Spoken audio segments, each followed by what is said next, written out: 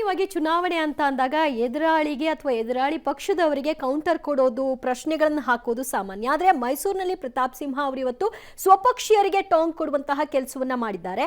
ನಾನು ಮೈಸೂರಿಗೆ ಬಂದದ್ದು ಹಣ ಆಸ್ತಿ ಮಾಡ್ಲಿಕ್ಕಾಗಿ ಬಂದದ್ದಲ್ಲ, ಬದಲಾಗಿ ಕ್ಷೇತ್ರಕ್ಕಾಗಿ ಏನಾದರೂ ಮಾಡಬೇಕು ಅಂತ ಬಂದದ್ದು. 10 ವರ್ಷದಲ್ಲಿ ಅದನ್ನ ಪ್ರೂವ್ ಮಾಡ್ಕೊಂಡಿದ್ದೀನಿ ಅಂತ ಹೇಳಿದ್ದಾರೆ.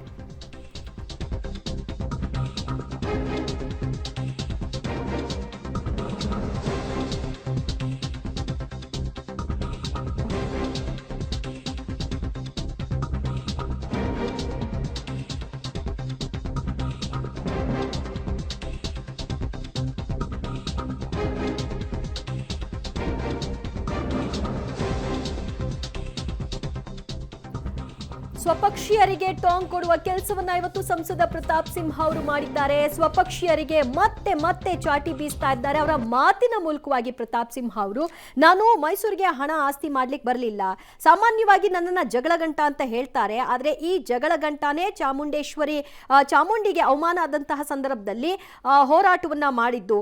ಆಗೆಲ್ಲ ಹೋಗಿದ್ರು ದೈವ ಭಕ್ತರೆಲ್ಲ ಅಂತ ಕೇಳಿದ್ದಾರೆ. ಕ್ಷೇತ್ರದ ಜನರಿಗೆ ಒಳ್ಳೇದಾಗ್ಲಿ ಅಂತ ನಾನು ಗಲಾಟೆ ಮಾಡಿದ್ದೀನಿ. ಮಹಾರಾಜ್ರೇ, ನೀವು ಮುಂದೆ ಕೈ ಮುಗಿದು ಸಾಗಿ, ನಾವು ಪ್ರತಾಪ್ ಸಿಂಹ ಅವರ 10 ವರ್ಷದ ಕೆಲಸ ನೋಡಿ ಮತ ಹಾಕ್ತೀವಿ ಅಂತ ಜನಾನೇ ಹೇಳ್ತಿದ್ದಾರೆ ಅಂತ ಟಾಂಗ್ ಕೊಟ್ಟಿದ್ದಾರೆ ಪ್ರತಾಪ್ ಸಿಂಹ. ಆಸ್ತಿ ಪಾಸ್ತಿ ಮಾಡಕ್ಕೆ ಬಂದಿಲ್ಲ, ಯಾರ ಜೊತೆ ಅಡ್ಜಸ್ಟ್ಮೆಂಟ್ ಮಾಡಕ್ಕೆ ಬಂದಿರಲಿಲ್ಲ. ನಾನು ತಾಯಿ ಚಾಮುಂಡೇಶ್ವರಿ ನಮ್ಮ ಮಹಾರಾಜರ ಕುಲದೇವತೆ, ಅದಕ್ಕೋಗಿ ಅವಮಾನ ಸಹಿಸುವಂತ ಅವಮಾನ ಮಾಡುವಂತ ಸಂದರ್ಭದಲ್ಲಿ ಒಬ್ಬರಿಗೂ ಕೊನೆ ಇರಲಿಲ್ಲ. ಅವತ್ತು ನಿಂತ್ಕೊಂಡು ಹೋರಾಟ ಮಾಡಿದವನು, ಆವತ್ತು ಅದು ಮೈಸೂರು ದಸರಾನ ಆ ಅನಾಚಾರವನ್ನು ನಿಲ್ಲಿಸಿದವನು ಪ್ರತಾಪ್ ಸಿಂಹ. ಕಾಂಟ್ರವರ್ಸಿ, ಯಾರ ಜೊತೆ ಜಗಳ, ಯಾಕೆ ಜಗಳ ಮಾಡ್ಕೊಂಡೆ?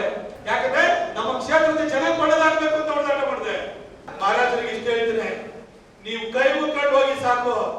ನಿಮ್ MP 10 ವರ್ಷದ ಹಿಂದೆ ಬಹಳ ಒಳ್ಳೆ ಕೆಲಸ ಮಾಡಿದ್ದಾನೆ, ಅದಕ್ಕೋಸ್ಕರವಾಗಿ ಬಿಜೆಪಿ ವೋಟ್ ಹಾಕ್ತೀವಿ ಅಂತ ಹೇಳ್ತಾರೆ. ಯಾವ ನಾಮಕರಣ ಬೇಕಲ್ಲ, ನನ್ನ ಕೆಲಸದ ಬಲದಲ್ಲೇ ಗೆದ್ಕೊಬರ್ಬೋದು. ಆ ಕೆಲಸನ ಮೈಸೂರಿಗೆ ನಾನು ಮಾಡಿದ್ದೀನಿ. ಅಂಡರ್ಸ್ಟ್ಯಾಂಡ್ ಪ್ರತಾಪ್ ಸಿಂಹ ಅವ್ರಿಗಿರುವಂಥ ನೋವು, ಸಂಕಟ, ಆ ಫ್ರಸ್ಟ್ರೇಷನು ಎಲ್ಲವನ್ನ ಆಚೆ ಹಾಕಕ್ಕೆ ಭಾಷಣಗಳ ಮೂಲಕವಾಗಿ ಈಗ ಆಚೆ ಹಾಕ್ತಾ ಇದ್ದಾರೆ. ಏನು ಹೇಳಬೇಕು ಅನಿಸ್ಕೊಳ್ತಾ ಇದ್ದೇನೆ ಎಲ್ಲ ಭಾಷಣದ ಮೂಲಕವಾಗಿ ಹೇಳ್ತಾ ಇದ್ದಾರೆ.